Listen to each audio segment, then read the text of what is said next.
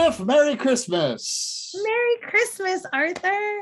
Well, actually, it's probably a few days before Christmas if you're listening to this right when it drops, or it's after Christmas if you're listening to it after. You may even be listening to it on Christmas. I hope Justin Tiemeyer is the guy I keep giving shouts out to because his birthday, Christmas Day.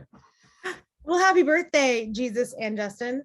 We are so grateful for all of you. Yeah. How are you holding up this Christmas or this holiday season, this Advent? Advent is like the most life-giving and draining season for me.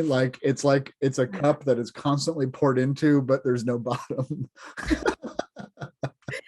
Yeah, it's been, these last couple of years have been a lot, but as we think about all the ways in which we can give thanks to each other and give thanks to this world that we are so beautifully a part of, I consistently give thanks for our Deuces and for you and this time together and all that we are doing. I mean, who knew a silly little conversation between you and I on Instagram Live almost 2 years ago would be this. We're wrapping up our second season. We are. We're actually going to season 3. Amazing. And we have a really great guest today, and it's a really great movie. And speaking of things that are great, can I tell you all about Jeff Wenrow stalls? Have I mentioned Jeff Wenrow Designs to you before on this program? Maybe Santa's bringing you one. Who knows? Oh, Santa would be rather jolly to do that. Jeff Wenrow Designs is celebrating 16 or 17 years of making ordinary time extraordinary. They're a purveyor, creator, and artistic collective that makes liturgical textiles of all shapes and sizes, from paraments and frontals, banners, processionals, chasubles, copes, diaconal stoles, and of course, clergy stoles of all shapes, varieties, sizes, and seasons. They do. It's incredible. Our guest today, I bought one for our guest today a couple of months back to celebrate our time together in the moderator team. It matches my stoles so that you have all seen. And so it's just I use our code, right? It's, which is only good, Deuces, for one more week. So make sure you get it under the deadline. So that after 2021, you missed out. I know. Tell Jeff, hey, I still want that code. But just really excited and, wanted to make sure that as we go into this new season, right, our moderator team for the Christian Church Disciples of Christ is heading into our second biennium, and which is very exciting. And part of the conversation we've been having is how do we make things new, right? It's the same, but it's new. And the things that we talk about are what do people see on us? What do people, want to hear from us? And I keep throwing out, everyone needs new stoles or new masks or new whatever it is. And so if you are looking to posture yourselves into that kind of newness for the coming new year, be sure to get yourself a new Jeff Wenrow stole because they're incredible. Absolutely. Jeff Wenrow Designs just makes beautiful, intricate, gorgeous, hand tooled, because it is handmade, but they use machines, hand tooled patterns, designs. It's really just exquisite and it's marvelous. And having spent the last year talking about Jeff Wenrow Designs with you, Spiff, I don't think we've said everything we can say, but gosh, we've said a lot. People of all sorts of denominations, standings, viewpoints. They love Jeff Wenrow stoles. You will too if you go to Jeff Wenrow, JEFFWUNROW.com after our show today. And our discount code is 2-on-1. All one word, no letters, no spaces. Put that in at the end of checkout for 15% off your entire stole order. All right, let's bring in our guest. It's a super marvelous Christmas because General Minister and President of the Christian Church Disciples of Christ, Terri Hord Owens, is back. She's back. Back. We are doing The Preacher's Wife. Hey, Terri, Merry Christmas. Happy Christmas week. Merry Christmas. Happy Christmas week, as I am in virtual sabbatical by the time this airs. But Merry Christmas to all. So now that you're on the National Council of Churches, can we do something about having church the day after Christmas? Can we just not do that? I'm not sure what power I have on that, but yeah, it's always my son, my home church, Light of the World, when he was growing up, we always had Christmas morning service at 8 a.m., which for a kid, it was just really rough, but he knew he had to get up. It was a 1-hour service and we were all all home. So yeah, there's that again. I mean, congratulations. Listen, if anyone can get it done, it's an entire group of women. So Exactly. really incredible, powerful women. So so excited for that for you. And thank you again for coming back on. And for the Preacher's Wife, when we reached out and we were like, we know the perfect guest for our Christmas episode. And we were like, we had talked about bringing you back for Sister Act 2, which we still have to do. I'm down for that too. Yeah. I mean, love of that joyful rap. We got to talk. Yeah. I love it so much. But the Preacher's Wife, I hadn't even thought of in such a long time. And you suggested it for this episode. And I sat down to watch it and was like, oh my goodness, yes. The perfect Christmas movie now. I was like, this is incredible. Talk to us a little bit about why the Preacher's Wife for Christmas. Well, it does have a Christmas theme, first of all, but when I first saw that movie, when it first came out, I was at my home church, Light of the World. We had started a Disciples Women. Back then it was called Christian Women's Fellowship. We had just started our own circle called the Priscilla Group, because we felt like that was a contemporary modernistic woman. She and her husband were in business together. We thought that would be the right way to go. But this was for young married women. We were not interested in being part of the older women's group. We weren't interested. We had different interests than single women. So we were all in our early 30s with toddlers. And we used to plan different social gatherings in addition to having a first Friday of the month Bible study. And sometimes we would go out. So we went to see The Preacher's Wife in one of those theaters where you sit and eat at the table and have dinner. The real attraction, I must say, was really Denzel Washington. Of course. So my husband knows all about my love for Denzel Washington. So I'm not disclosing anything that he doesn't already know. But that was our real attraction. And of course, the wonderful voice of Whitney Houston. The other trivia piece is that Courtney B. Vance, who plays the minister, was in my class at Harvard, my undergraduate class at Harvard. So I know Courtney. So that was another reason to want to go to see this movie. Oh, wow. So the Preacher's Wife is a remake of a movie called The Bishop's Wife that was made, I think, in the 40s with an all-white cast. Mm-hmm. And so in this movie, you have all of the, an urban church with an aging building, and the big deal is whether the boiler's going to go or not go. The wife is, of course, the director of the choir and sings. That's a common, particularly Baptist trope, right? The preacher's wife sings, etc. And so God sends help. The minister prays for help. And that famous story is like, I prayed for help and God sent a boat, car, and plane and all those things, and I didn't recognize it. So Dudley, the angel, is, a common trope, I think, as well, that help comes when we least expect it and in ways that we often don't recognize. Mm-hmm. They're preparing for their Christmas pageant, right? And so there's the antagonist, the rich developer who really wants to kind of, buy them out of where they are, and all that conflict between the activist pastor and the bougie developer, and the wife just needing attention. And, you think of pastor spouses who, you sacrifice a lot when you're married to a clergy person, whether you're the wife or the husband. Either way, no matter what that relationship is, you suffer. So there are all those things. And then it ends in this beautiful, Christmas pageant. There are choirs in the Black church that still sing that the rendition of Joy to the World that comes from that movie. Mm-hmm. I use that arrangement of Who Can Imagine a King, that I think is just a beautiful, beautiful Christmas song. So it's just become a classic in so many ways.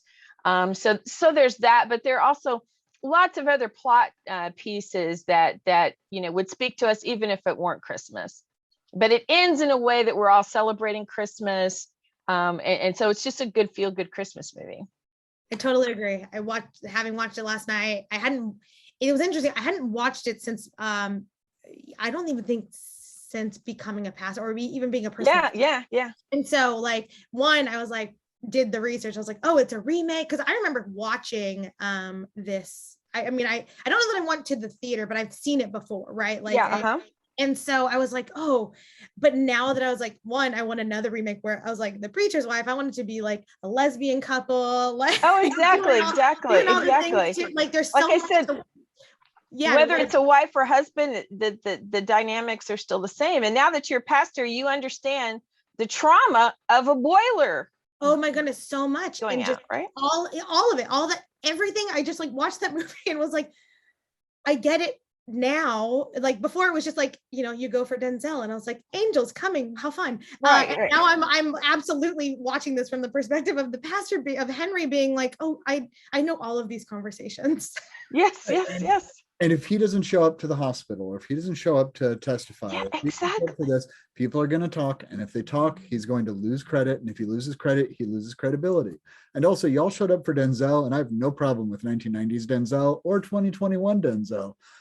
But Gregory Hines was like one of my first crushes when I was a kid, because I saw with Sammy Davis Jr. and I just thought I was confused in many ways as a 5-year-old. Yeah, because well, Gregory kind of plays a villain. He doesn't usually play a villain, you know. Well, but he's not so much a villain. I mean, he's redeemed at the end, right? He's redeemed. Well, so I guess I want to throw out that question if I could, because I was talking to Spiff about this as I was driving home, because we had technical difficulties today that were my fault. So Gregory Hines, this church is this church is falling short. There's plenty of people, there's just no money. And so it becomes this idea of, okay, what if I think if this movie were made today, the phrase mega church would be kicked in, right? What if we have something for everyone, and we have ways for everyone to plug in, and there's really, on the surface, nothing wrong, perhaps, or there's a challenge to becoming a community hub, because then it no longer has the sanctuary in the center of what people do. But becoming a community hub in a area that needs a community hub is a service in there. There's thousands of books that will say, well, what you should do is become a community hub. And there's thousands of books that will say, what you shouldn't do is become a community hub. How do we walk the tension of faithful witness, right? Because the disciples have some growth and really great things happening. And there's also probably some congregations that are like, we need a boiler and more than $96 in the collection plate. Yeah. I think it's the intention behind why that move is made, that it's coming from the outside and not from within the church. That the church sees it only as a financial opportunity. The church hasn't quite caught the vision of how it could be ministry. The developer's vision is a commercial win for him. It's not really until the end that he gets that there's something more to this. So we know lots of churches create separate 501c3s, and they either start ministries, or I've known larger churches, you know, mega churches that have created their own community development corporations so that they can start businesses and credit unions and all sorts of things. Housing, you know, our own Dr. William Barber, his church owns a housing subdivision that's just affordable housing, just a block or two, really almost across the street from his church. He wasn't trying to go into business. Right. He was simply trying to take space. They paid off their mortgage, and he tells the story that the church wanted to build a bigger sanctuary, build a bigger church. And he said, we're not in business for us, we're in business for this community. And so they redirected this overflow that they had to creating affordable housing for the community. So for me, it's the intentionality, almost the motivation behind why this is happening. If it had been the church saying, hey, we have this idea, and would you come along with us, and would you join in with us, then I would feel a little better about it. But because it's the developer kind of almost tempting them, right, with this extra money, and we can be tempted for a boiler or, you know, parking lots or other things, and the question we have to ask is, what's our motivation? What are we really trying to do here? Are we being bought? Are we partnering? Oh, that's good. Ooh, yeah, that's what, and I will name it, you know, for the park, the thing people ask me most is, do we still have apparently in the old building, there used to be an apartment or a couple apartments that people could come and stay at for free. People are, I don't know if it was for free, but they would come and stay at. And they're always like, do you still have the apartments? And I'm like, no. And they're like, everyone's like, oh, I really, like, how am I supposed to come to New York now? And I was like, one, I don't know. That is not our issue. And two, we had to sell because we are now more sustainable, right? Like the ministries that we can do better. We can give more attention to. When you're pulled so thin in these buildings, even the building that we have now, which is like half the old sanctuary and half this new space, it's challenging for lots of different reasons. And so there's those temptations, but I think that, what are we building and why is such an important question, because what we see, or at least what I saw in so much of this, is that there's this lack of conversation, transparency in these conversations of why and what are you all praying for? Dudley shows up, the angel, and it shows up particularly for Henry, but really for the whole community. Like his real one action of making Henry kind of pay attention to his wife, right? That's kind of like the main thing that he does, connects them back together. Helps Henry understand his job better, his community better, and all of that. And so when we're not our best selves, we don't communicate well, and and then we start losing sight that the work we're called to do is community building in the name of Christ. And so that really, I feel, was such a beautiful transition of what happens, especially around Gregory Hines's character. How we got here, which was Arthur's crush on Gregory Hines. And Henry's redeemed too, in a way, right? Henry's restored and renewed as well. Yeah. But I have a question that I wanted that's came brewing since watching it last night for both of you, especially around this, Christmas season and whatnot. And there's a lot of talk of like, what are you praying for? What do you wish for? What do you want for Christmas? And all of those things. And a lot of it, it's always kind of material objects, and that's fine. But I'm wondering how we as a church, or we as faith leaders, can kind of posture the church to recognize the gift of God that's kind of right in front of us. Because what we see so much of the time is Dudley, they don't believe Dudley, right? Like he's just another person, and yet has the power to really affect change if you built that relationship with him. And even he was going to do it, even if not, he's an angel. But how do we recognize those angels in front of us? Oh, that's such a good question. And for me, I think it is, and I've said this since the beginning of my tenure as general minister and president, that the church has to become more spiritually and theologically aware when we're in the mode of saving institutions, protecting buildings, and protecting organizational structures in which we see ourselves as playing a role. That happens. I think of the work that we do, in our census yearbook, and the number of congregations that report, or stories from regional ministers about this congregation. They have a chalice on their door, but they don't really know why, and they're not connected. That spiritual dryness, I think, of the connection, the covenant kind of giving you the juice. If you're not connected in that way, then it becomes just this human institution that you're trying to preserve and restore, and you're trying to move it forward in a way that we try to move clubs and other things forward. So unless we have spiritual eyes and theological eyes and biblical eyes, we're not going to be in touch with the God who gives that vision, with the Spirit that gives that vision. It becomes an outgrowth of our strategic planning process, or our we're going to take a day and think about even this idea of naming, what are our mission priorities? 1, 2, 3, 4. We tend to be very technical about those kinds of things. This whole, what we're talking about is, as the church, imagine God's limitless love. I've been rereading Brueggemann's Prophetic Imagination, which is now probably close to 50 years old. But early in the book, again, he talks about getting inside God's imagination. And he uses 1 Corinthians 1 to say, God uses, and the King James sticks in my head, the foolish things of the world to confound the wise, right? And the point that he's making is, you may have this really radical, wild idea. God's like off in for that. There's nothing that you can imagine or consider that might be possible that is outside the possibilities that God can provide for.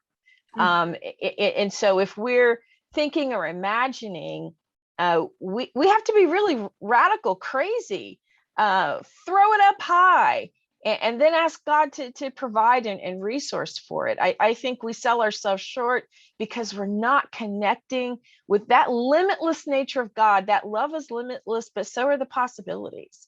The possibilities are endless if we're really inside, if we really believe that God can do anything.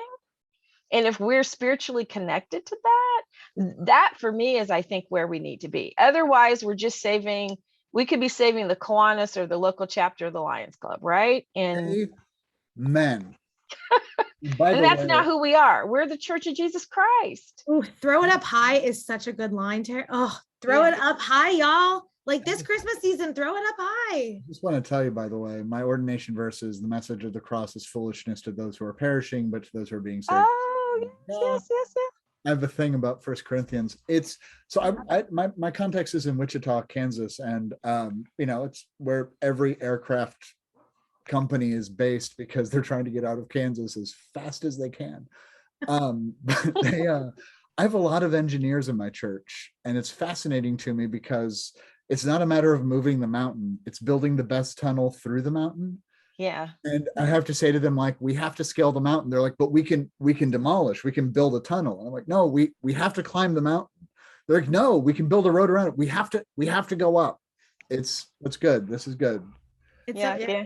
Oh, that's so good. I love that. And it reminds us that, like, and I think what kept reminding me about like how we don't see the angels in front of us is that so often I'm hearing conversations from my colleagues and even in our own spaces, we need more people. We need more butts in the pews, right? Like that's just the conversation. And I was like, that's not the problem here. This is a faithful, growing, beautiful community. They just don't have the resources. And so for lots of different ways, and they need to look at the angels in front of them, which actually turned out to be a lot more than Dudley, in really beautiful ways. But Dudley is the one that kind of can be the impetus for it all. And so my challenge this, kind of Advent season has been to really recognize the angels in front of us and say, I realize that maybe these new people don't have the money to give that we need, or we want these things, but they're bringing in children, or they're bringing in, they want to read scripture, or they're just curious about God in a new way. And it's such a gift that it reminds us that, like, all the times that we're like, but we did it this way before, and we, for whatever reason, we can't do it this way now, that, to throw it up high, God's going to do something new in the air. So. Right. I've heard churches talk about things like, well, like attracts like. So if we're going to grow and we're a suburban church, white church, maybe middle class, maybe upper middle class, like attracts like. So the fact that we have lower income people who are visiting our church because they're being fed and sustained, and you're making them feel welcome and wonderful. The idea is like, that's not quite the member we're looking for, because we need, more money. So we hear that frustration in so many different permutations. And for me, what that always says, if you're more concerned about, butts in the pews, so to speak, than souls, and the health of souls, then you're missing it. I preached for First Christian Church in Birmingham in the middle of August for their transformation conference. And basically what I talked about what we need to let go of following the pandemic. And before the pandemic, we were all saying, hey, things aren't good. We need to change. We need to move forward. And now we're like, well, we're trying to figure out how we get back to the thing that we said that we didn't want. But one of the things we have to let go of as a church, and that's the church universal, is measuring ourselves by membership. You all know the stories, the nuns, all the surveys, people don't join institutions. We're living with the remnants of a church that went through an 80s corporate phase or whatever. But when I think about the small congregation that I pastored in Downers Grove, Illinois, and the huge back to school fair that we put on every year, that was a health fair and a family services fair and fun and food and games. It was much more than just school supplies. And the numbers of volunteers that we had serving on that day And then if you look the next day and see who was in worship, the power of that congregation, I would always say, is you've inspired all these people to come alongside you and get involved. And we had stories of families that were helped by that fair, who, when they got back on their feet, would send us money and come and work and donate. And people who joined the church, not just because of that fair, but because of other experiences. And even if they didn't join, they were worshiping with us. The impact that we had on the community far surpassed the number of members that we have. I think sometimes our churches get concerned because they got to report certain things in the yearbook, and they're like, oh, we don't want to do that because our numbers aren't. But that's not the measure of your success and your impact in the community. And I think we have lived with that kind of corporate measure for too long for our congregations. I thought it was brilliant that the general office rolled out our new way of doing the yearbook just in the midst of a pandemic, because I literally every week look at who watched Facebook Live, and I have no idea. I make a reasonable guess, and I'm like, maybe that's it. I mean, if somebody's sitting in worship and they don't listen and they don't participate, do they count? Yeah, it's like, who are you reaching? I mean, that was always a question of the yearbook, but we have lots of people asking that question. How do I count the people who are watching on Facebook because they're not members? It's like, quit worrying about whether they're members. Just be glad that they're there and figure out, how do I strengthen that relationship, right? How do I find out how else I can be of service or bless those people in that community? Because the reality is they probably wouldn't have walked through your front door. And it's the invitation, right? Like part of it is that it's what the Spirit's going to bring them into the space for a myriad of reasons. As someone who, again, didn't walk into a church until I was 27, I went because it was an organ concert. I stayed because I was invited to wrap gifts for this children's thing that they were doing afterwards. And I was just like, sure, why not? And then, the joke is that I literally never left. And, but I like to, in my ordination and in my thanks to that time in the space that kind of grew me, I consider the people that I minister to as an extension of the work that they did in me all those years ago. And so it's, we can count those numbers, but if our big wish this holiday season, this Christmas season, as Jesus comes into our midst, as the new one is here, is that the new one that shows up amongst us will invite that new change. And so if this season Deuces out there, if all you do is invite someone into knowing you better, into knowing your church, into knowing your space, I think that's that other recognition of the angels amongst us. Yeah, and you think of the power that the little play has in the midst, and how revitalizing that is. I used to do drama ministry for every church my husband has served as minister of music. Not all disciples congregations. There were people that joined that church because they participated in the Passion Play, and because of the Bible study and learning, or just even the sense of community that they had being a part of a large cast. So. Well, there's invitation and incarnation. They have to be the same. Incarnation comes at the grace of God ultimately, but the call of, oh God, come and save us. And it's not some great God king, it's baby. Right. And babies are really clingy and needy, and they will invite you to address their needs first and foremost. Sounds like you have some experience with that, Arthur. I am a dad. You're a dad. But wait. So, friends, we would be remiss if we did not name Whitney Houston in this space, though. I know. I love Whitney. Just love her. I mean, always have. She's on rotation in all my playlists. And so to get to experience her yet again and yet anew in this space, because I think I understood her character a little bit deeper as well in this part of as being a faith leader.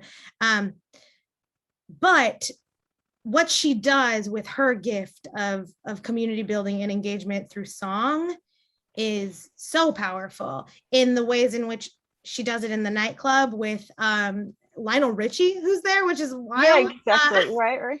Who's not playing himself? He has a character name. He's not Lionel Richie. He's just Yeah, I forget the name, but yeah. Bristol, I think, or something. Yeah. Yeah. Terri, I know that you come from a really musical family. My undergrad is in music. And Arthur, I don't actually know your relationship to music other than I know you listen to it sometimes. Well, I started playing the piano at 6, begged my mother to take piano lessons. My mother was a phenomenal pianist and organist. My paternal grandmother was a reference librarian, but she was the preacher's wife and she was the church pianist, and my mom was the organist. So I sang in choirs from the time I could talk, and all the way through high school and college. And even as a pastor, I was a member of the choir. And I play. I'm not the gospel musician that my husband is, but I'm I could read music and I can play, and I can get by. So music's been very important to me, and to our whole family, but particularly in the church. I mean, my grandmother was the Whitney Houston, getting everything rounded up for the costumes and getting people's parts. And she didn't sing, but she played. And because we were her grandchildren, you didn't say no to Grandma Hord. You just didn't. Here's your part. This is what you do. This is what you sing. Christmas, and then the early sunrise Easter play, right? So that was community building. I remember a family that lived kind of down the street from the parsonage, probably 5 or 6 brothers, 4 of whom really sang. And my grandfather, because the yards of the parsonage kind of back-ended on their backyard, reached out to them, and he invited them to church to sing. And they even sang at his funeral, but they became members of that church because they were invited in to share their gifts and participate. So I think that kind of connection in so many different ways is just so important. But music, oh my gosh, is such a critical part of worship and community life. And whether it's Sunday morning worship, or we used to have a cookout in the middle of the summer and sort of have a hymn sing around a campfire, make s'mores, and just, all of those things that can invite people in who would say, if you welcome me doing what I do, then maybe, it gives them a place to belong. So I think your comment about her doing community building is really, really important. But I resonate so much with all of that good music. Like I said, that Joy to the World and Who Can Imagine a King are like staples in many Black churches now, particularly the Joy to the World. Well, and by the way, the obnoxious choir member, Miss Havergal, is Whitney Houston's mother. Yes. Yeah, in real Sissy life. Houston, yeah. And every church has one of those people. Every church has one of those people. Every church has those. We've been doing welcome versus invitation, or welcoming versus inviting, right? Because I realized what bothers me about the all means all thing, and I'm a big proponent of it, voted in favor of it, would have spoken in favor of it, but somebody called the question, thankfully. All means all, yes. We're not prepared to welcome 7.6 billion people into our church. We don't want to do that. In fact, we specifically we talk about, there's some colleges here in Wichita that are more theologically conservative, but there's still LGBTQ students who attend because it is the best option for them and the best program. So we've talked about what it would mean to become an inviting space for them, not just if you can find us when we're open, you can show up and we'll get more plates out of the cabinet, but here's a spot at the table that's set for you, whether you show up or not. And I think that's what why is my brain going out? Julia does. Honestly, I think that's what music directors do, because they're so desperate to get as many voices to blend as possible. And by the way, clergy listening to this in December, appropriately thank your music director for this. Yes. Because Advent is their Lent. Like I would busy. Yeah. I mean, I had almost forgotten that rhythm, Arthur, and because I'm no longer serving as a congregational pastor, and my husband's rhythm is still the same. He's still, all the Christmas things, all the Easter things, and people want beautiful music. But I love your point about inviting being different than welcoming. Welcoming says you can come if you want to. Right. And we've got plates and we've made enough. And you are so inviting says, I want you. Yes. come. And sometimes we just have to, just ask. I remember there's the husband of one of the elders at Downers Grove was not a member. And we were trying to get some guys together who played guitar. And we knew that he played guitar. And I was like, oh, ask your husband. She's like, no, I bet if you ask him, he'll do it. And I did. It's like, we're putting together, we want to have like we had an all acoustic service. This is a predominantly white church. We had an all acoustic. This probably wouldn't have happened at a black church, but we had an all acoustic service, all, just acoustic guitars. And our pianist played the guitar. And two of our elders did. We just needed one more person. And I asked, and he said yes. Yeah. And so if you ask people and say, I know you can do this, we need you, would you? People will, because of my drama background, we always had a Christmas Eve service, and I would always either choose or write a skit for Christmas Eve. And I would say, hey, I need you to do XYZ. And you discover that people have some amazing gifts, and people want to be involved. People want to matter. People want to feel that they are needed. There's nothing better than sitting down at a table where somebody has written your name on a place card. Yep. It's a super. I love that image. Yep. But it's nice to know one is invited. Right. And by the way, we used to do a jazz service at a church I served in Dallas, and the Dallas Jazz Quartet, all African American, and we'd have a varied group of people gather. And I'd always start the service by saying, now white people, it's 1, 2, 3, 4, 1. And I'd make them practice, and they still wouldn't get it. So yeah, my late brother-in-law used to have a sort of a jazz brunch at his church after service, and invite. And there were people who came to that who may or may not have, come to the church. And there are just lots of ways that we can connect with human needs and invite them still to experience what we've experienced, which is hopefully the joy of being a follower of Jesus Christ. And yes, I recognize that, I've been serving a church that identifies as multicultural, multilingual, but is led by a Black woman and has a lot of Black church roots in it. And I think for me, I finally, watching this movie, I really recognize that, like, I'm so grateful to serve a church context that I had no knowledge of beforehand, and how much it has expanded my understanding of the Spirit amongst us and the Spirit within us in worship. And now I'm like, oh, this is my church, right? I was like, I very much like recognizing that I am a white woman, in these spaces, and have, and I lead them in certain ways, but I was like, if I were in that community, that would be my church. Like, I was like, this is what I recognize. And it was just like, oh, I hope, like, I don't know, people keep asking you, like, what do you want for Christmas, right? These are the conversations we're having. And so my one of my hopes for Christmas for my community, or the many communities that I serve, is that there is both courage and tenderness to enter into new spaces, so that we can witness the new birth of Christ in these new ways, as we come in to this season and into the new year, and that we can stop saying, this is mine, this is how I do it, with such rigidity, but recognize that, this one bodiness that we are called to understand takes action, takes you having to go into new spaces, and recognizing that they don't need to be changed. They just need to be loved. Exactly. They just need to be affirmed and even understood, right? There are so many communities, experience is a huge part of our theological construct.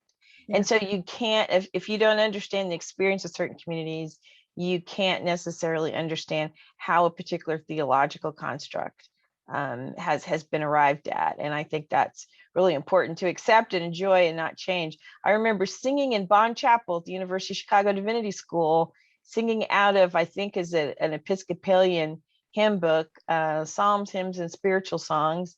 And the pipe organ was accompanying. And I remember thinking to myself, not that I wasn't used to good organ music, and not that I wasn't used to playing hymns or singing them, but the whole worship experience was not what I was used to. And I remember thinking to myself, I have to find where are my handles in this space. And I started focusing on lyric because I couldn't necessarily always appreciate the style of the music. I would focus on the lyric and say, this is what is happening in this song. And so I would say to people, okay, I, as a non-white person, am used to having to be in spaces and find my handles and interpret. So I had my husband come and do worship, praise and worship during my last year as a student, and I preached, and somebody got up and walked out. Oh, come on. Yeah, they got up and walked out during the music. Like an and I thought, I've been here all these years, finding my handles, experiencing music that wasn't my own, and finding God in your midst. Please sit there and listen and find God in mine. And even Gregory Hines' character, right? Is it used to? I mean, you know that one scene where he's kind of clapping. That's not his natural context.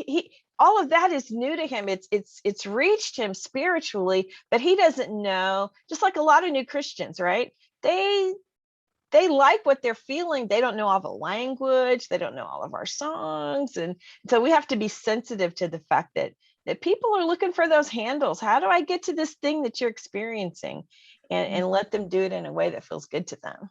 Amen. It's like Dudley dancing. Like, yes, right? Yes. Dance in the movie, and it's Denzel. You know, he can dance around. You know, like I have no doubt that Denzel can move. But he comes and does a little like chicken, and everyone's kind of like, what? But he enjoys himself. He catches that, you know, like he understands what's happening and grows in that experience. And yeah. Arthur, you looking at something to say? Sorry, I cut you off. Well, it's funny with the experience thing, and you were asking me about music. Spiff, have I never told you like I was a jazz musician when I was a teenager? Like, and clubs and cool. Improv, and improv led somehow to church, and I don't understand. I knew improv, that was what I knew, but not okay. It was but it's and I could tell you once I learned the word for it in my pneumatology class with Dr. David Gowans, and I hope he's doing well if he's listening. Was the Holy Spirit, like working through jazz, working through improv, like that's what she was. Okay. Sorry, we're talking about Denzel dancing and angels. I tell you, so this is my preferential movie instead of It's a Wonderful Life. And my hot take this Advent season is Life is a bad movie. And it's only popular because it's tenacious. And it's only tenacious because its rights weren't like protected. And that's why it was on TV all the time. All the time, yeah. Boomers were growing up. And it's just not very good. And I don't like it. This was better though, because there's an angel, and angels are weird. And it's so faithful to scripture in that. And the angel doesn't fix things systemically. The angel fixes things in the moment and calls on us to fix the systems. And yes, Denzel bad dancing is kind of, I was about to say is my screensaver, but it's not 1996. Right. The good thing about Denzel, here's the funny part about Denzel though, that my sister friends in the CWF group at the time, that group still meets. They've been together over almost 30 years now, and they still meet, which is a great joy. But the parting shot when Denzel is like walking away in that long gray coat. Enough said.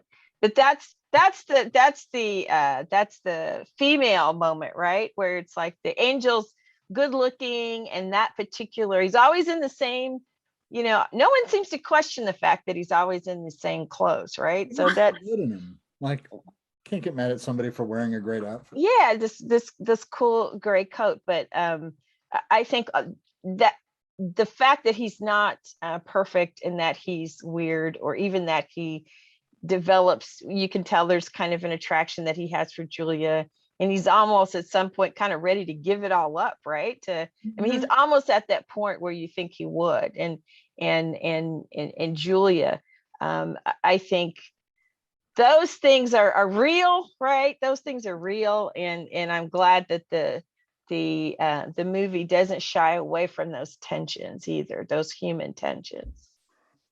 Yeah, I appreciate that. I thought it was weird, right? So at the very end of the movie, Dudley's leaving, and he changes his picture on their wedding picture. Right, so exactly. Him standing next to her. And I was like, oh, that's kind of weird. Like angel, kind of messenger of God being like, and also I'm going to step in. I don't know. Yeah, It was kind of weird, but also I really appreciated that it's like, no, part of what makes us Christians is worshiping a God that knows our human experience.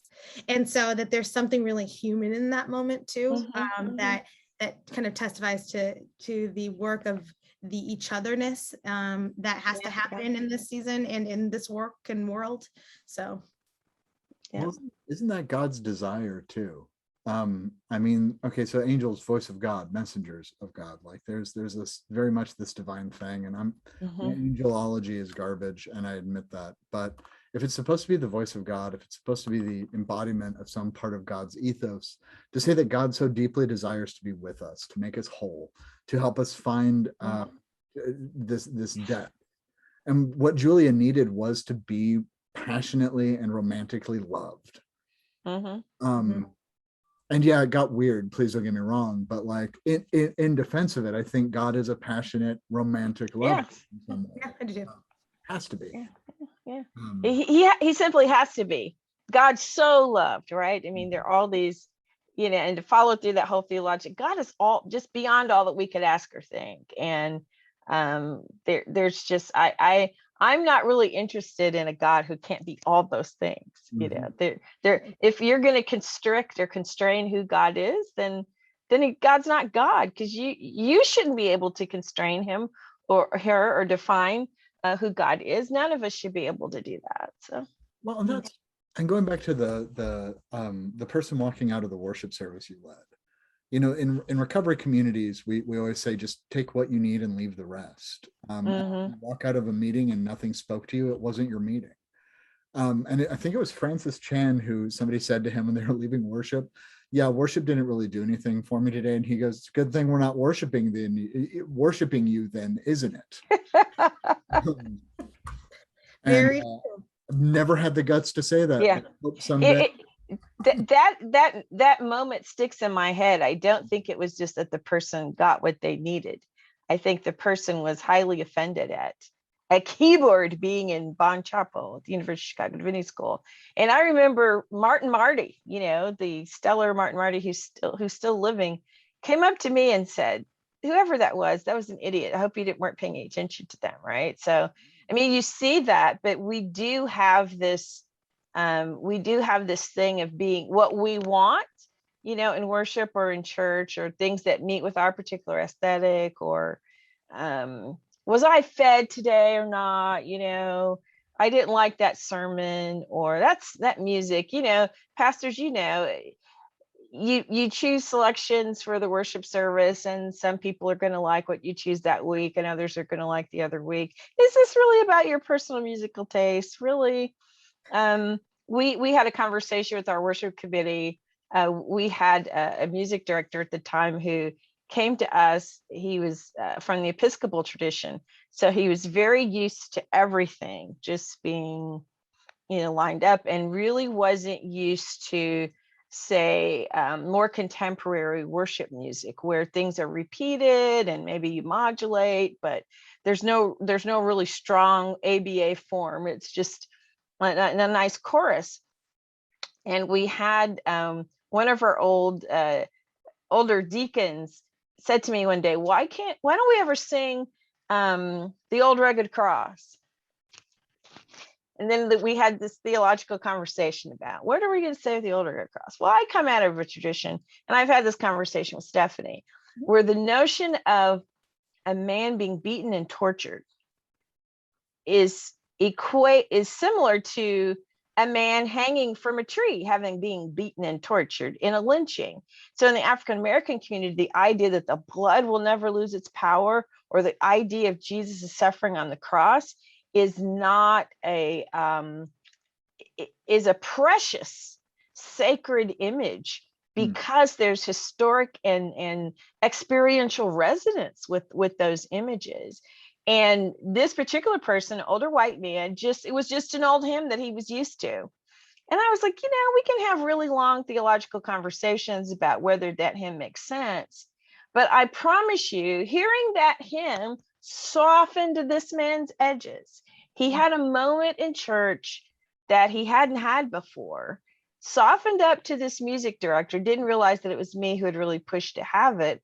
But we would always joke, it's like, okay, we got to put Old Rugged Cross back in rotation, because we have some people for whom that's meaningful. We get criticized at General Assembly. Why are you singing these blood songs? Well, you don't know people's experience and the traditions out of which they come. You don't get to tell me that my theology's bad. You know what? You don't get to say that to me. Take what you can and leave the rest. It's Exactly. not about you. If you would like me to say that in 2023, I'm happy. Yes. That would be a good thing. Arthur. Take what here it is. Take what you can, and the rest. And we have communities of color who criticize and say the music's not diverse enough, right? It's not diverse enough. And so we have to pay attention to all that too, because there are folks from communities of color who say assembly's not for me.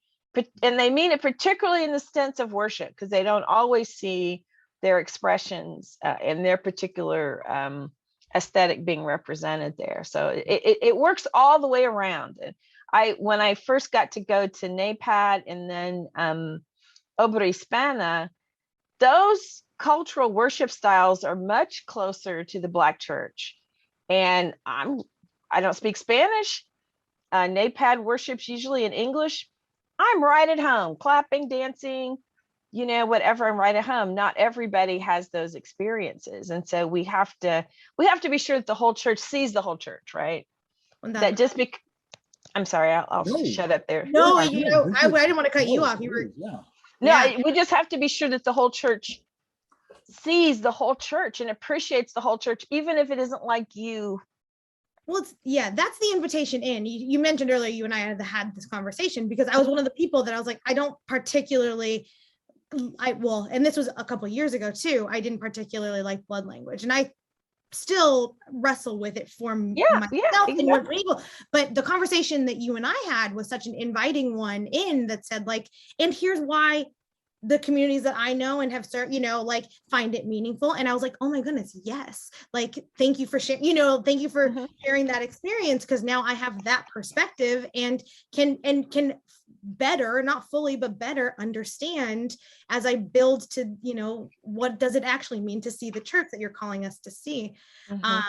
And I think that's, what Arthur was saying earlier about invitation versus welcome and things like that, these are the invitations. When we say you're welcome here, it also, to accompany it with the invitation of what we are welcoming is the fullness of you and your experience. And if it doesn't match to what we are doing, I want to hear about it, because you are just as much of the body of Christ as any other person. Yeah. So, and if we say we're all one church, right, that they may be one. I mean, I've watched both from a business and the dialogue that happens, say, at the World Council of Churches, where you have, some very progressive denominations in the US and other places that recognize clergy coexist along Orthodox communions, where you have women who are ecumenical representatives, and they are defending their traditions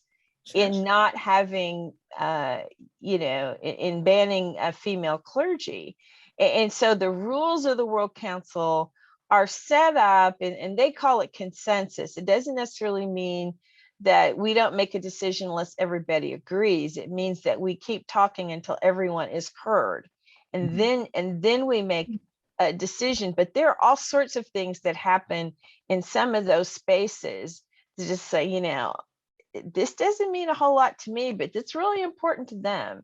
And so if we're talking about this broad, fellowship and of the broader Christian community around the world, then we have to make space to all of that. It's not tolerating, it's allowing it to be what it is, and not saying that it's bad or not judging it. Frank Birch Brown, who's a retired faculty member from Christian Theological Seminary in Indy, years ago wrote a book called Good Taste, Bad Taste, Christian Taste. And he attempts to attack this. Who are we in worship saying what's good or bad, right? In terms of our aesthetic or music or other things. And I think he does a good job of wrestling with our proclivity to want to say, well, that's bad music, this is good music. And it crosses so many boundaries, and it creates so many barriers when we try to say, oh, that's good or that's bad. This is an incredible conversation, and I'm sorry, I'm the timekeeper. Also, I'm happy to volunteer for 2023 General Assembly to be the complaints department.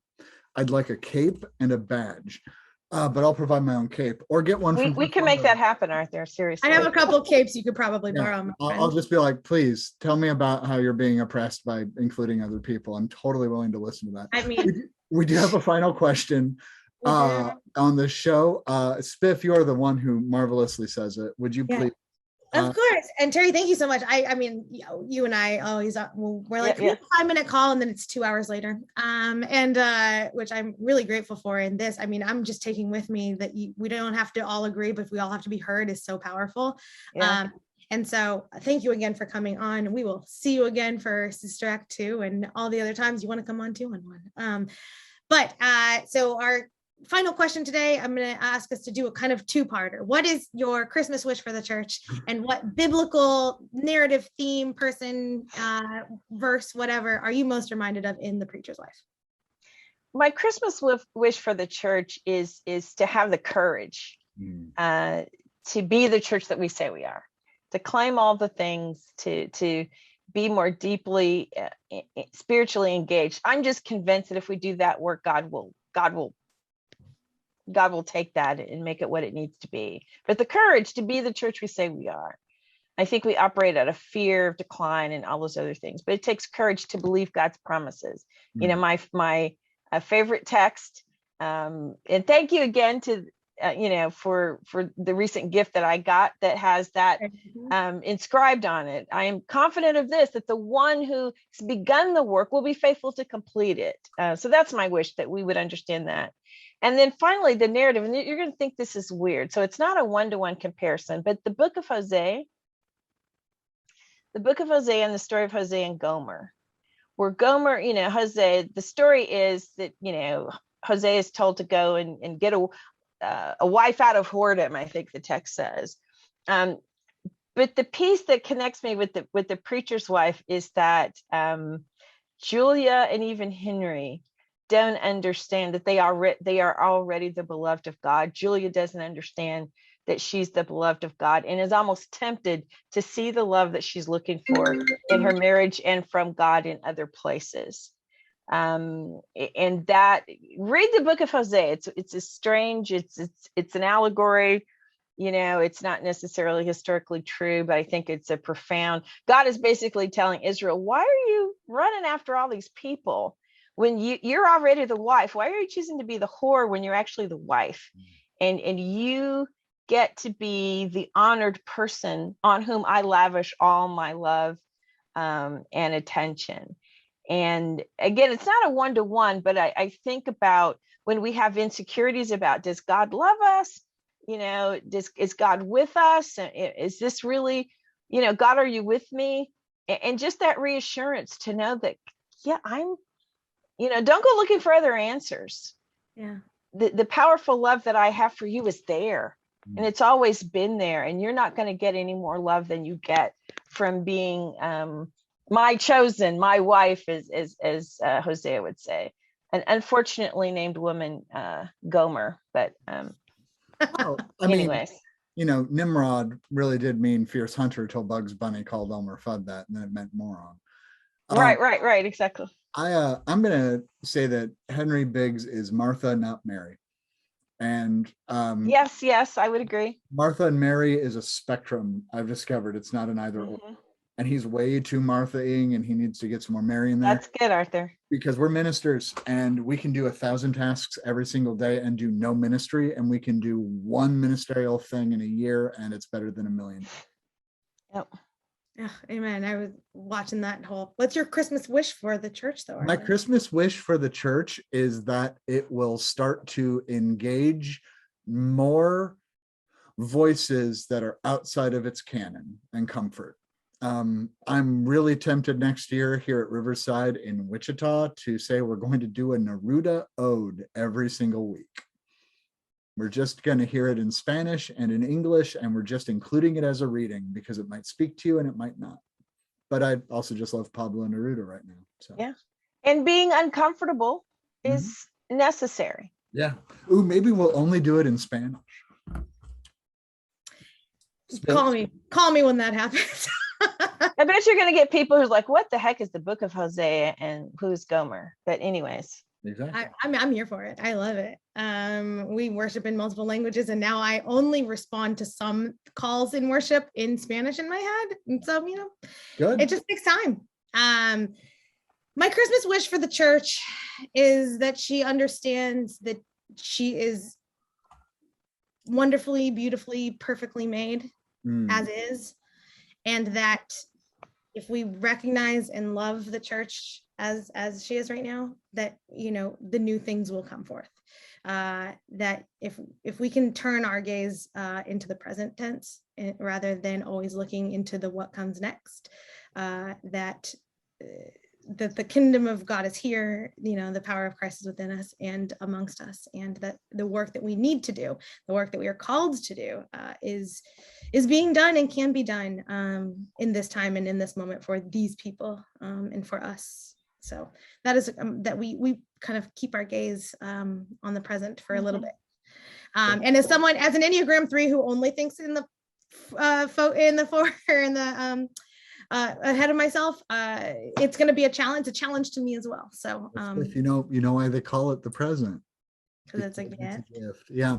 But my hold on, my final answer is yes. I'm going to go with, sorry, I know that we're running long, but that's okay. My final answer is I think that Jeremiah, their son, so this entire movie is told through the storytelling of their son.